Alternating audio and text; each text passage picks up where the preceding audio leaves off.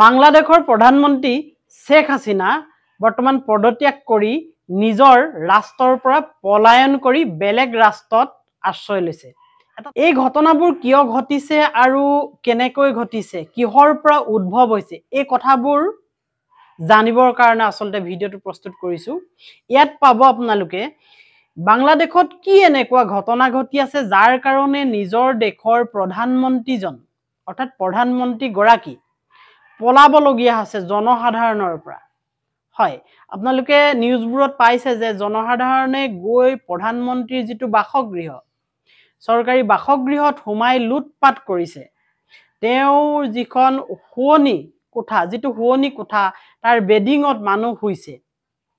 সেই প্ৰটেষ্টকাৰীসকল যিসকল বিদ্ৰোহী বুলি তেখেতে মানে দাবী কৰে, যিসকলে আন্দোলন কৰিছে তেখেতৰ পাকঘৰত সোমাইছে, মানে কিবা কিবি খেলি মেলি। এতিয়া এই ঘটনাবোৰ আচলতে কিয় হৈছে আৰু কিহৰ পৰা উদ্ভৱ হৈছে, এটা কথা আপোনালোকে জানি লওক। এটা শব্দৰ পৰা এই গোটেই বিদ্ৰোহটো আৰম্ভ হৈছে আৰু সেই শব্দটো হৈছে ৰাজাকাৰ। এতিয়া ৰাজাকাৰ কি, এই কথাটো মই আপোনালোক কম ভিডিঅ'টোৰ পিছলৈ। ৰাজাকাৰ কি আপোনালোকে জানিব লাগিব, তেতিয়াহে বুজি উঠিব। আৰু কেইটামান কথা ইয়াৰ লগত জড়িত হৈ আছে। ৰাজাকাৰটো হৈছে এই গোটেই বিদ্ৰোহটো, এই বিদ্ৰোহৰ জুইকুৰাত মানে পেট্ৰল ঢালি দিয়াৰ দৰে কথা হৈছে। আৰু ইটো হৈছে আপোনাৰ আৰক্ষণ, যিটো ৰিজাৰ্ভেশ্যন। এই আমাৰ এতিয়া ধৰক ইণ্ডিয়াত যিবোৰ ৰিজাৰ্ভেশ্যন আছে, ST SC, MOBC, OBC,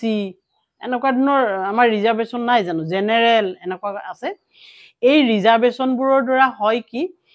বিভিন্ন ধৰণৰ চৰকাৰী মানে যিবোৰ চাকৰি বা বিভিন্ন ধৰণৰ আঁচনি কিছুমান এই ৰিজাৰ্ভেশ্যনবোৰত ৰখা হয়। আমাৰ ইণ্ডিয়াত মানে এইটো এটা কাষ্ট লৈ কৰা হৈছে, জাতিক লৈ কৰা হৈছে। ধৰক যিটো জাতি অকণমান কমজুৰি, মানে ক'বলৈ বিচাৰিছোঁ যে তেওঁবিলাক মানে দুৰ্বল, আগতে তেওঁবিলাকে কাৰোবাৰ পৰা শোষিত নিষ্পেষিত হৈ আছিল, সেই জাতিবোৰে আজি ধৰক উঠিব পৰা নাই। তেনেকুৱাবোৰ বিভাজন কৰি ভাগ ভাগ কৰি সেই মানে ৰিজাৰ্ভেশ্যনবোৰ দিয়া হৈছে, ST SC, MOBC বা OBC এনেকুৱাবোৰ। এতিয়া বাংলাদেশত কিন্তু সেইটো নহয়, সেইটো এটা বেলেগ পদ্ধতি। বাংলাদেশক এই জাতি ধৰ্ম এনেকুৱাকৈ কৰা নাই। তাৰ যিটো ৰিজাৰ্ভেশ্যন, এই আৰক্ষণ বুলি কোৱা হয়, এই ৰিজাৰ্ভেশ্যনটো বেলেগ ষ্টাইলত কৰিছে। আৰু সেইটো ষ্টাইলটো কেনেকুৱা হৈছে, ধৰক যিসকল ব্যক্তিয়ে স্বাধীনতা সংগ্ৰামত অংশ লৈছিল সেই ব্যক্তিসকলক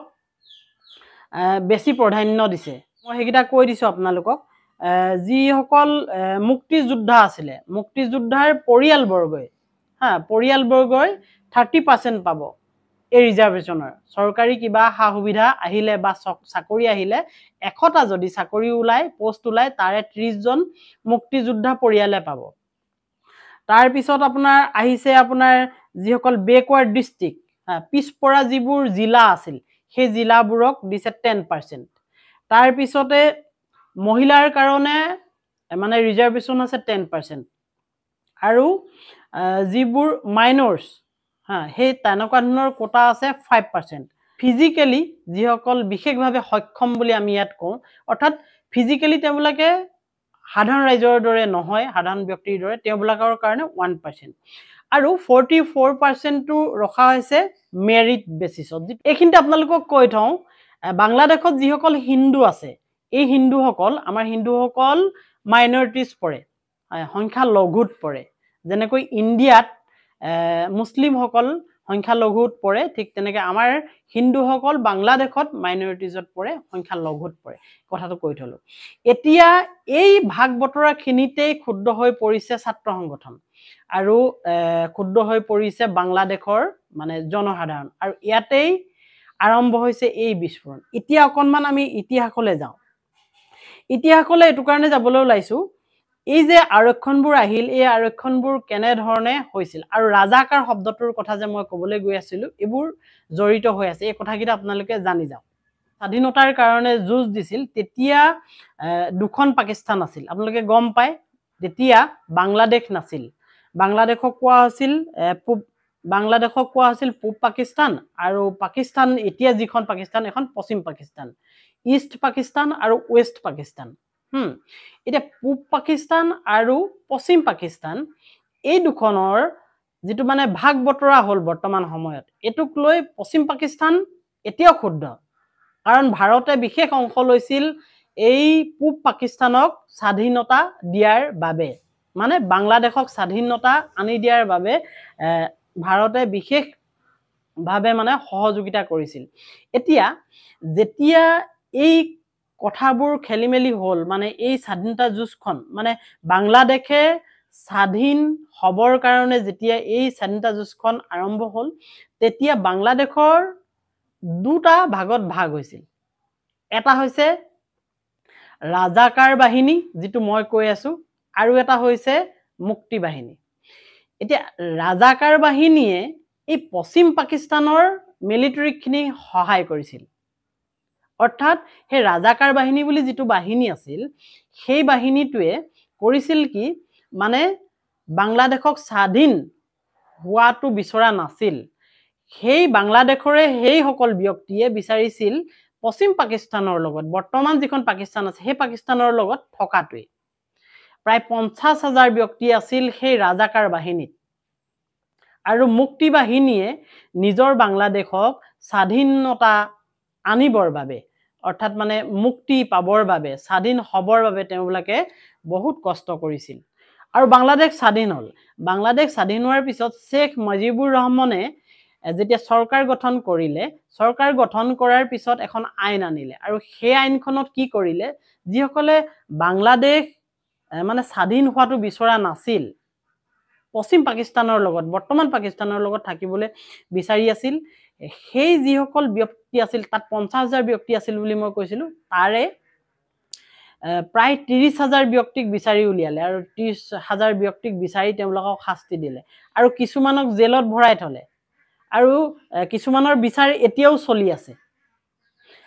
জেলতে আছে আৰু এই আজি কিছু দিনৰ আগত প্ৰায় 6জন ব্যক্তিক ফাঁসি দিছে সেই ৰাজাকাৰ দলৰ মানে যিসকলে বাংলাদেশ স্বাধীন হোৱাটো বিচৰা নাছিল পাকিস্তানক সহায়হে কৰিছিল গতিকে সেই ব্যক্তিসকলক ৰাজাকাৰ বুলি কোৱা হৈছিল এই ৰাজাকাৰ শব্দটো যদি আপুনি মানে বিচাৰি চাই বাংলাদেশৰ ক্ষেত্ৰত এই ৰাজাকাৰ শব্দটো হৈছে কি এন্টি নেশনাল এটা ওয়াৰ্ড হা বা যিসকল বিদ্ৰোহী দেশদ্ৰোহী এনেকুৱা ধৰণৰ এটা শব্দ বুলি ধৰা হয় ৰাজাকাৰ শব্দটো তাৰ পৰা আহিছে কিন্তু এই ৰাজাকাৰটোৰ পৰাই আৰম্ভ হল এই বিদ্ৰোহটো কেনেকৈ আৰম্ভ হল চাওক যেতিয়া এই আৰক্ষণখিনিৰ কথা কৈছো যিখিনি ৰিজাৰ্ভেশন 30% বা 10% এইখিনি ৰিজাৰ্ভেশন এই ৰিজাৰ্ভেশনটো বাংলাদেশৰ এই ৰিজাৰ্ভেশনটোত কোটা সিস্টেমটোত সন্তুষ্ট নাছিল বৰ্তমান সময়ৰ ষ্টুডেন্টসকল বা জনসাধাৰণ কিয়নো যিসকল মুক্তি বাহিনী বা মুক্তি যুঁজাৰু আছিল তেওঁবিলাকৰ এতিয়ালৈকে মানে থাৰ্ড জেনাৰেশন আহিল আৰু থাৰ্ড জেনাৰেশনেও হেতু সুবিধা পাই আছে যিসকল মুক্তি যুঁজাৰু আছিল তেওঁবিলাকৰ নাতি পুতিয়েও হেখিনি সুবিধা পাই আছিল তেতিয়া কৰিলে কি যেতিয়া 2018 চনত হেৰিয়াৰ আমাৰ শেখ হাসিনাৰ সৰকাৰ আছিল তেতিয়া আকৌ প্ৰটেষ্ট আৰম্ভ হল যে এটোত সন্তুষ্ট নহয় বাংলাদেশৰ জনসাধাৰণ সন্তুষ্ট নোহোৱাৰ কাৰণে শেখ হাসিনাই সেই কোটা সিস্টেমটো সম্পূৰ্ণৰূপে উঠাই দিলে আৰু উঠাই দিয়াৰ লগে লগে যিসকল মুক্তি যুঁজাৰু আছিল ফ্ৰীডম ফাইটাৰৰ পৰিয়ালৰ এটা পৰিয়ালে গৈ হাই কোৰ্টত কেছ তৰিলে যে আমাক এই আৰক্ষণটো লাগে আমাক এই ৰিজাৰ্ভেশনটো লাগে কাৰণ জিৰো কৰি পেলালে মানে 2018 চনত টোটালি ৰিজাৰ্ভেশন নাইকিয়া কৰি দিলে শেখ হাসিনাই যেতিয়া তেওঁ প্ৰধানমন্ত্ৰী আছিল আৰু হাই কোৰ্ট গৈ পালে আৰু হাই কোৰ্টে প্ৰধানমন্ত্ৰীৰ যেটো মানে নিৰ্দেশ আছিল বা সিদ্ধান্ত আছিল সিদ্ধান্তটো বাতিল কৰি আগৰ সিদ্ধান্ত বাহাল ৰাখিলে অৰ্থাৎ 30% কৰিয়ে ৰাখিলে যিসকল মুক্তি যুঁজাৰু আৰু সেই কেছটো গৈ আকৌ সুপ্ৰিম কোৰ্ট পালেগৈ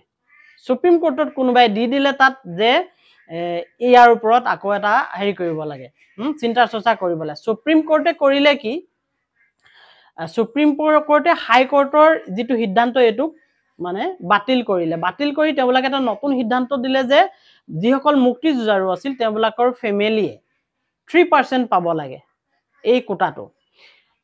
আৰু এই 3% পাব লাগে বুলি কওঁতে এতুত সন্তুষ্ট আকৌ নহল এই ছাত্ৰ সংগঠন আৰু জনসাধাৰণ এই বিদ্ৰোহটো আৰু বাঢ়ি গুচি গল বাঢ়ি যোৱাৰ লগে লগে চাৰিওফালে অৰাজক পৰিস্থিতিৰ সৃষ্টি হল আৰু অৰাজক পৰিস্থিতিৰ সৃষ্টি হোৱাৰ লগে লগে শেখ হাসিনাই কেৱল এই 2024 চনত নহয় আগৰ পৰাই এই বিদ্ৰোহটো আছিল আৰু শেখ হাসিনাই বিভিন্ন স্থানত মেলে মিটিঙে বিভিন্ন ধৰণৰ পেপাৰে পত্ৰই এই কথাবোৰ ওলাই আছিল যে এই বিদ্ৰোহীসকল যিসকলে আন্দোলন কৰিছিল প্ৰটেষ্ট কৰিছিল আন্দোলনকাৰী আছিল বাংলাদেশৰ এই কোটা সিস্টেমক লৈ যিসকলে